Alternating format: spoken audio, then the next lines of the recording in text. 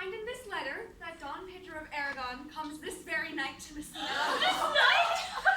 He is very near by this. He was not 3 leagues off when I left him. How many gentlemen have you lost in this action? Few of any sort, and not a name. Victory is twice itself when the achiever brings home full numbers. I learned in this letter that Don Pedro hath bestowed much honor on a young Florentine called Claudia. Much deserved in his cause, equally remembered by Don Pedro. He hath borne himself beyond the promises of his age, during which the figures of a lamb, the feats of a lion. He hath indeed better expectation than you ought to expect me to tell you how. I pray you, is Senor Montanto returned from the wars, or no? I know none such in the army that he sort, and none such in the army that he had. What does he you ask for, niece? My cousin, Senor Benedict of Padua. Oh, he's returned, and as pleasant as ever he was. He challenged Cupid at the flight, and my cousin's fool, reading the challenge, subscribed for Cupid. But I pray you, how many hath he killed? For indeed I promise to eat all of his killing. He hath done good service in these wars, cousin. You had musty victual, and he hath hoped to eat it. He is a very valiant trencherman. He hath an excellent stomach. And a good soldier too, lady. And a good soldier too, a lady. But what is he to a lord? A lord to a lord, man to a man, suffereth all honorable virtue. It is so indeed. He is no less than a stuffed man. But for the stuffing, well, we are all mortal.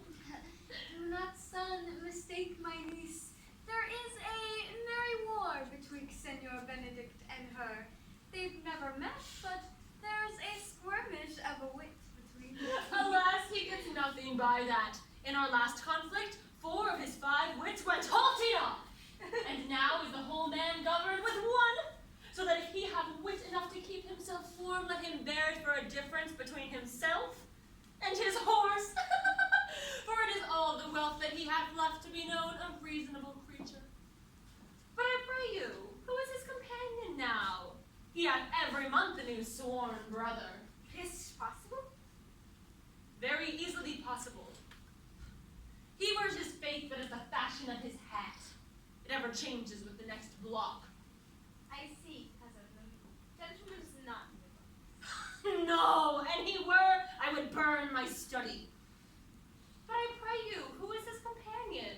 Is there no young squarer now that will make a voyage with him to the devil? I believe he's most in the company of the white noble Claudio. Oh, Lord, he will hang upon him like a disease. Oh, he is sooner caught than the pestilence, and the taker runs presently mad. God help the noble Claudio. If he have caught the Benedict, it will cost him 1,000 pounds ere he be cured. I will hold defense with you, cousin. Do, cousin. Niece, you will never run mad. No, not till a hot January. Good Lady Lenora, have you come to meet your trouble? The fashion of the world is to avoid cost and get you encounterance. Never came trouble to my house in the likeness of your grace. You embrace your charge too willingly. I think this is your daughter. Be happy, lady, for you're like an honorable mother. If Lady Lenora be her mother, she would not have her head on her shoulders for all the Sina, as like her as she is.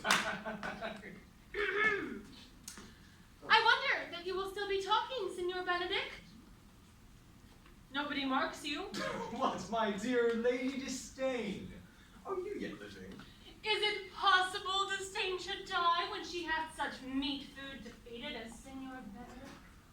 Why, courtesy itself must convert to disdain if you come in her presence. That is courtesy a turncoat. But it is certain I am loved of all ladies. Only you excepted. And I would I could find it in my heart that I had not a hard heart, for truly I love none. A dear happiness to women. They would else have been troubled with a pernicious suitor. I thank God in my cold blood that I am of your humor for that. I had rather hear my dog bark at a crow than a man swear he loves me. God keep your ladyship still in that mind, so some gentleman or other shall escape a predestined scratched face. Well, scratching could not make it worse, and for such a face as yours was. Oh, you are a rare parrot, teacher. A bird of my tongue is better than a beast of yours. When my horse has a speedier tongue, it's so good a continuer. But to keep your way, in God's name, I am done. You always end with a jade's trick. Ugh, I know you of old. That is the son of all, Leonora. Good Signor Claudio, Signor Benedict. My dear friend Leonora has invited you all. I think we shall stay here at least a month. And she hardly prays that some event may detain us longer.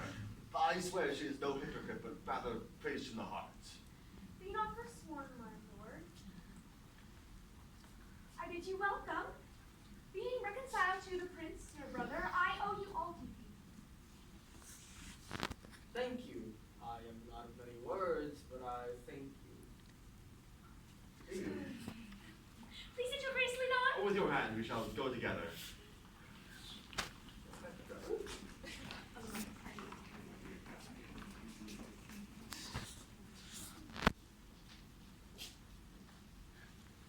Benedict, didst thou note the daughter of Lady Leonora? I noted her not, but I looked on her. Is she not a modest young lady?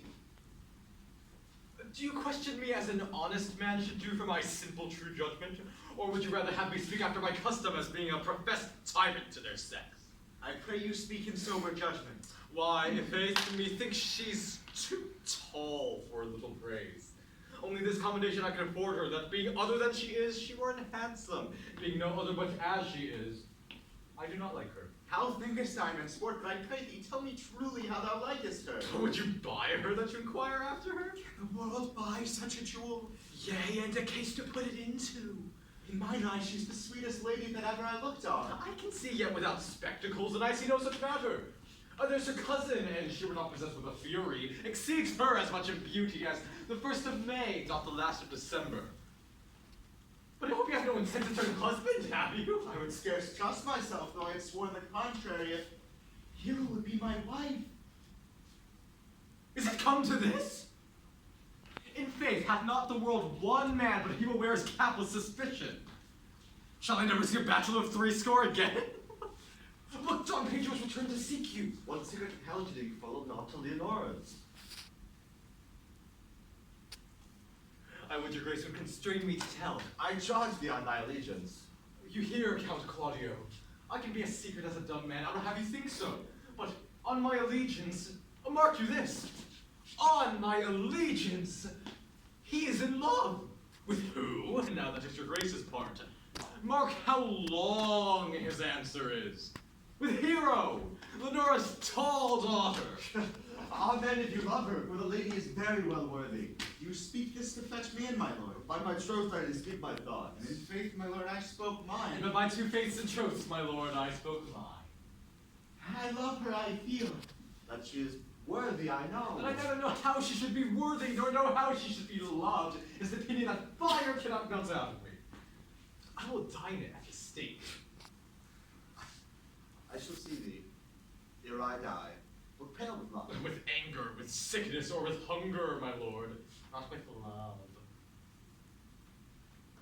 Well, as time shall try, the savage bull doth bear the yoke. Well, the savage bull may, but if ever the sensible Benedict bear it, pluck off the bull's horns and set them in my forehead, and let me be vilely painted. And in great letters as they write, here is good horse to hire, let them signify under my sign, here you may see Benedict, the married man. Woo! If Cupid had not spent all his quiver in Venice, the gods would wait for this shortly. I look for an earthquake too then. In the meantime, good Signor Benedict, repair to Leonora's. Commend me for her and tell her I will not fail her at supper. And so I leave you.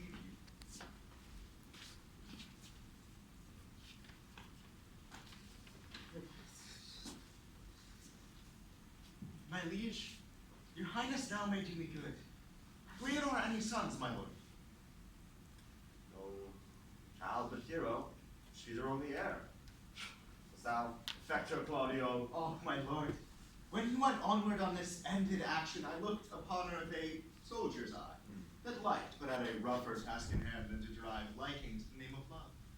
But now I'm returned, and those warm thoughts have left their places vacant. In their rooms come thronging soft and delicate desires, all prompting me how fair young hero is, saying, I liked her ere I went to wars. And thou would be like a lover presently, entire the hero with a book of words. Thou dost love fair hero, cherish it, and then to her mother will I break, and thou shalt have her. As sweetly you do minister to love, that know love's grief by his complexion. And I shall fit thee with the remedy. I know we'll have revelation tonight, and I shall assume my part in some disguise, and tell fair hero that I am Claudio. Then her bosom will unclasp my heart, then to her mother will I break. And the conclusion is, she shall be thine.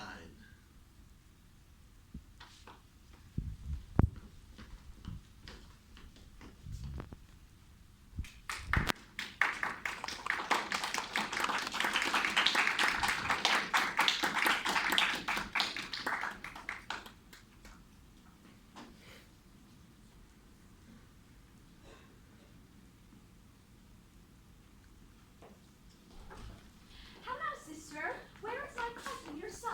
Has he provided this music?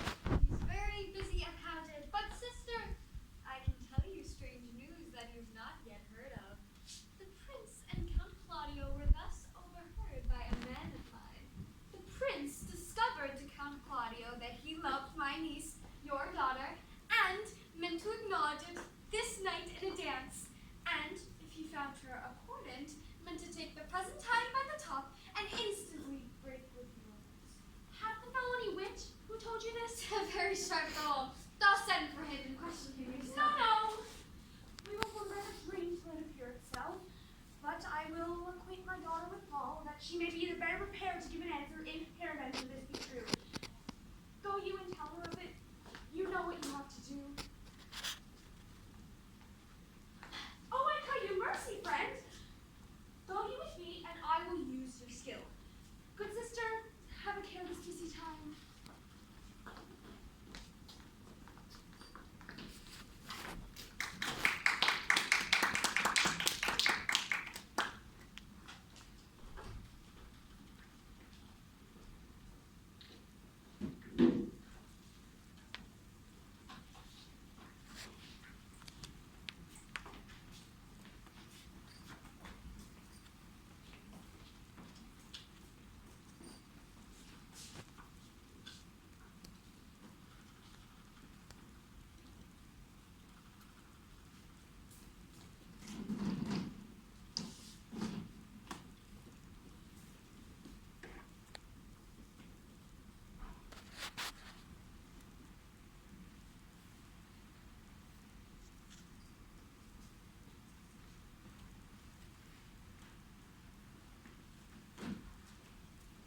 My lord, why are you thus out of measure sad?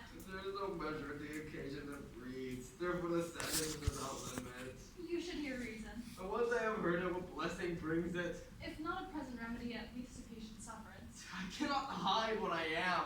I must be sad when I have cause, and smile at no man's jests. Eat when I have stomach, and wait for no man's leisure. Sleep when I am drowsy, and tend on no man's business. Laugh when I am merry, and claw no man in his humor.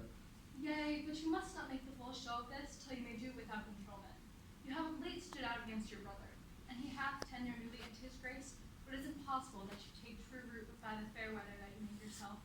It is needful that you bring seeking for your own harvest. I'd rather be a canker in a hedge than a rose in his grace, and it better fits my blood to be disdained of all than to fashion a carriage to rob love from any. In this, though it cannot be said that I am a flattering honest man, it must not be denied that I am a plain-dealing villain. I am trusted with a muscle and enfranchised with a clog. Therefore, I have decreed to not sing in my cage. If I had my liberty, I would do my liking. If I had my mouth, I would bite. In the meantime, let me be that I am. Can you make no use of your discontent? I make all use of it, for I use it always. Who goes there? Oh, brought you. What news? I come yonder from a great supper. The prince, your brother, is royally entertained by Leonora, and I can give intelligence of intended marriage. Ooh, will it serve for any model to build mischief upon? What is he for a fool that betroths himself to unquietness? Mary, it is your brother's right hand. Who, the most exquisite Claudio? Even he. A proper squire. And who? Which way looks he? Mary, on Hero, daughter and heir to Leonora.